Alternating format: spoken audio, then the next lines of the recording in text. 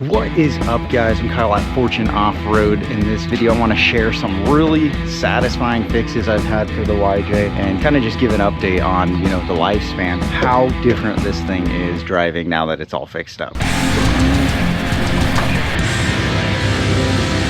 Oh.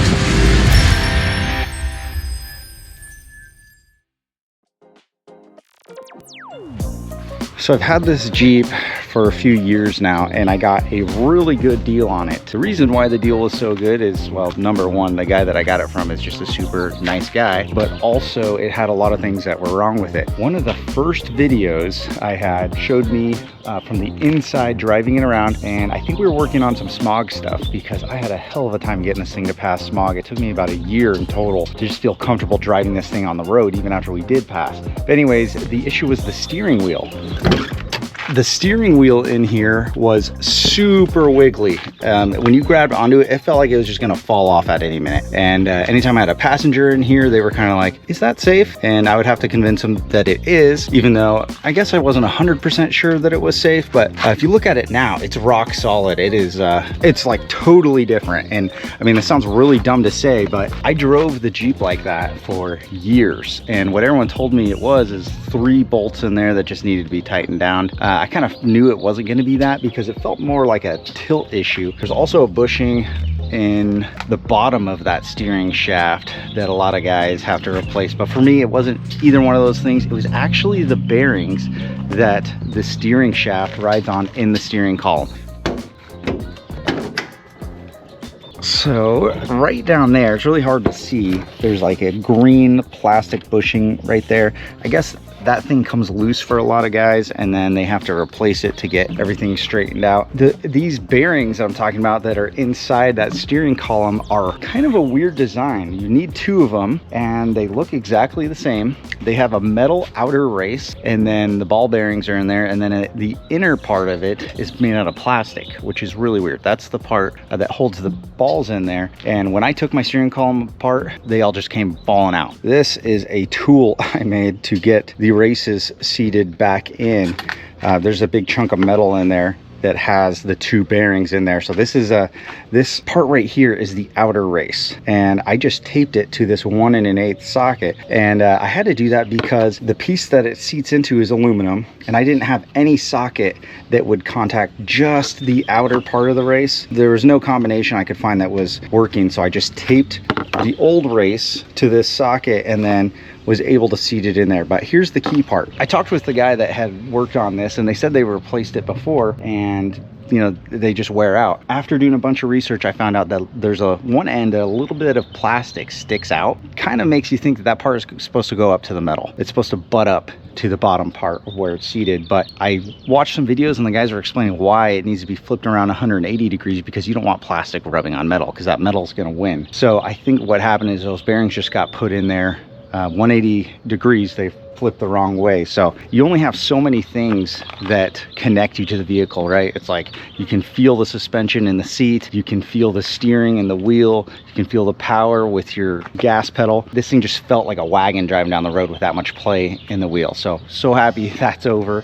It is a long process, 1 million parts inside that steering column. When you take it apart, things are flying everywhere. Another problem I had with the steering column is when I put my left blinker on, any slight movement in the wheel, the blinker would want to just click off. So it's super annoying, kind of had to hold it down.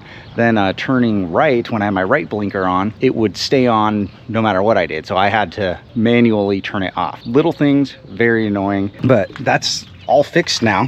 It clicks, works perfect. There's no wiggle even in the tilt or anything. It's great. The last part was I never had this cluster cover on right here because there's a pin in there that I had to pull every time I wanted to get the key out of the ignition. In the last position, you couldn't get the key out unless you pulled this pin forward. So it's kind of a crude fix for now. You can see there's a zip tie in there, but I just zip tied the pin aft, so now I can get the key out of the ignition. So one of the other things I've talked about a lot, game changer for real. This is a big deal, you guys. I mean, you can see I've got the ARB dual air compressor. This is the old one. They just came out with a new brushless one that looks pretty cool.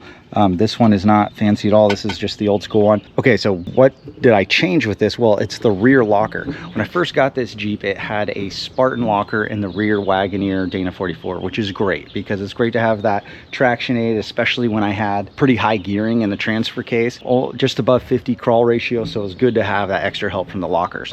Here's the problem, and anybody that has a stock wheelbase or a relatively stock wheelbase in their Wrangler, whether it's a TJ, CJ, YJ, any of that, knows that when you're driving it on the street with a Spartan or a Detroit, it's a gamble. You just never know when that thing's going to lock up, right? It's supposed to be mechanically driven to where when there's power going to it, it locks up, but when you're coasting, or there's a big difference between your inner and outer tires in a turn, it's supposed to unlock and let you turn freely. You just click. The Spartan would sometimes just lock up and it would chirp really bad and it would bang really bad. Just driving on the road, people thought I was like breaking an axle.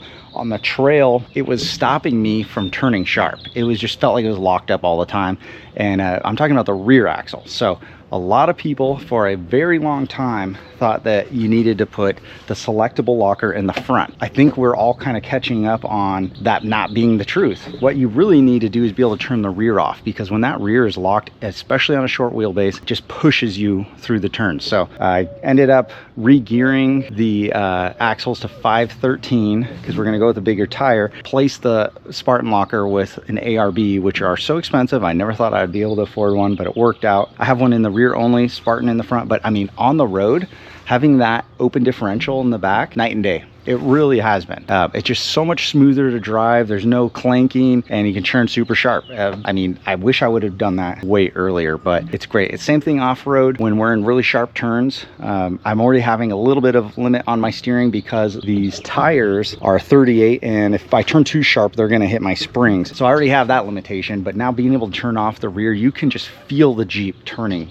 You can feel that inside tire kind of just, rolling real slow, and that outside tire rolling freely. So huge noticeable difference. Once again, it really changed how this thing drives. So when I had all these other issues going on, another thing that would happen is I'd get on the trail and for some reason you're stopped, you want to get out. I would have to leave mine in gear and then turn it off because I didn't have a parking brake. Very common in vehicles that have axle swaps done. They just never hook up the parking brake. It's like you're gonna have to convert it somehow to work with your vehicle's brake system. But eventually I decided I'm gonna hook up the parking brake to the YJ, and I did, and it's been excellent because now I can just put it into neutral and put the parking brake on and it'll hold me still. The thing that sucks is I forget to turn the parking brake off all the time. Once I hear it squealing, I'm like, oh, yep, it's still on.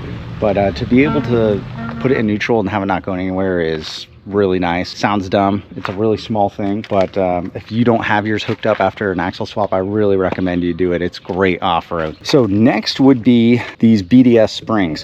When I first got this Jeep, it had, I'm pretty sure they were BDS springs, but they were only like 2.5, and they were sprung under, and they were in the stock orientation, meaning the shackle was pretty much vertical, and the ride on the road was just horrible. There's a part on the highway where we're going on this overpass, and it's like this, you're just going up and down. If you have decent suspension on your vehicle, it's not too bad. On this Jeep, it was like we were bouncing over it. It was just horrible. Off-road, really horrible.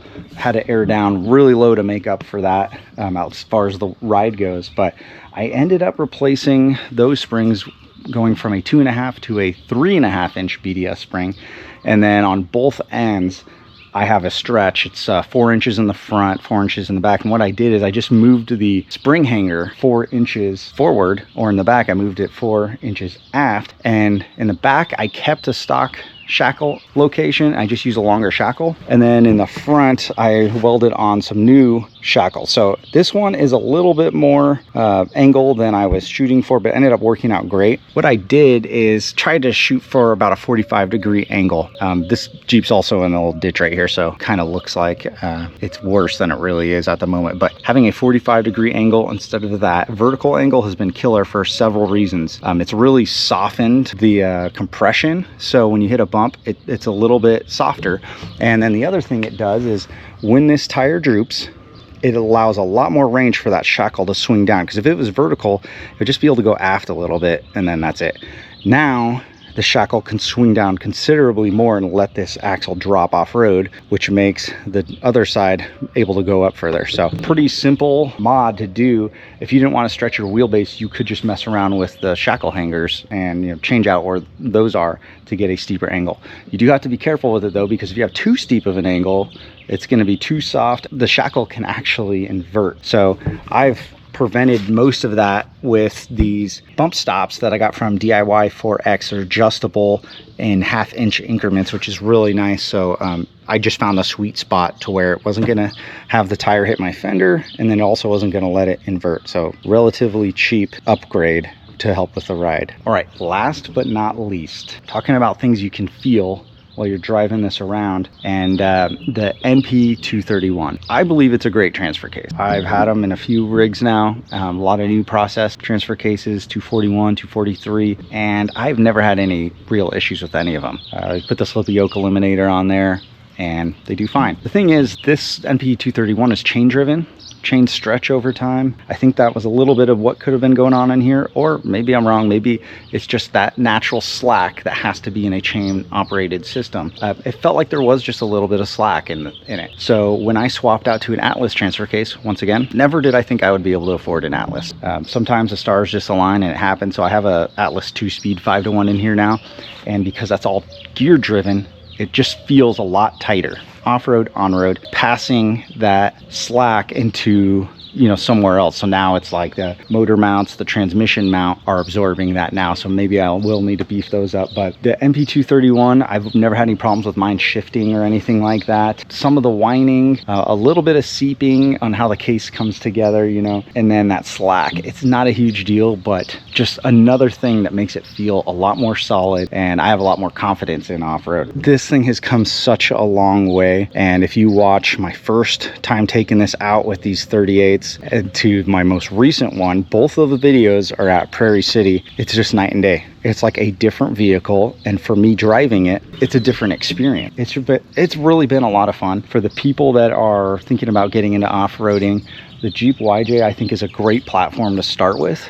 It's probably not the best platform to start with, but it's really good because it's just so simple. Leaf springs, a straight 6, the manual transmission. I feel like there's not a lot of things you have to change, and you can have a lot of fun still having the Dana 30 and 35 in there, and, you know, kind of just push it, see where you need to go, make those upgrades, but not a whole lot to make these super fun. And this thing was horrible to drive around when I first got it, but like I said, it was so cheap, you know, I didn't mind putting a little bit of money into it, and it's been a lot of fun. So huge return on all of this investment for me. So I think what I'm going to do is make a top 5 mods for the Jeep YJ. I'm going to do one of those videos coming up here pretty soon. You know, a lot of people ask, what should I do first on my Jeep? What do you think about this and this and this? And it depends on a lot of factors. What do you want to do with your Jeep? What size tire are you planning on going up to? What's your budget look like? But I want to just share what I've done here. I've been like really methodical about how I'm making these changes, and I feel like it's been relatively easy on the bank, and it hasn't given me a lot of downtime.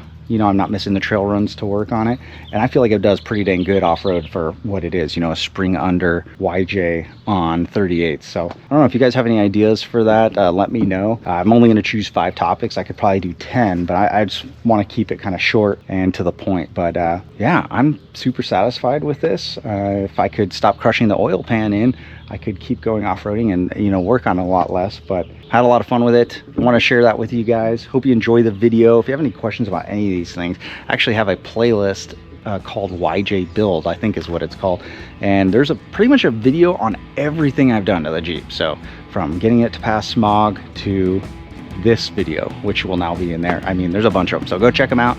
And if you haven't seen yet, I've got an Instagram page where I share a lot of little things too. Follow me on there if you'd like. And yeah, thanks for checking this one out. I'll see you guys in the next one.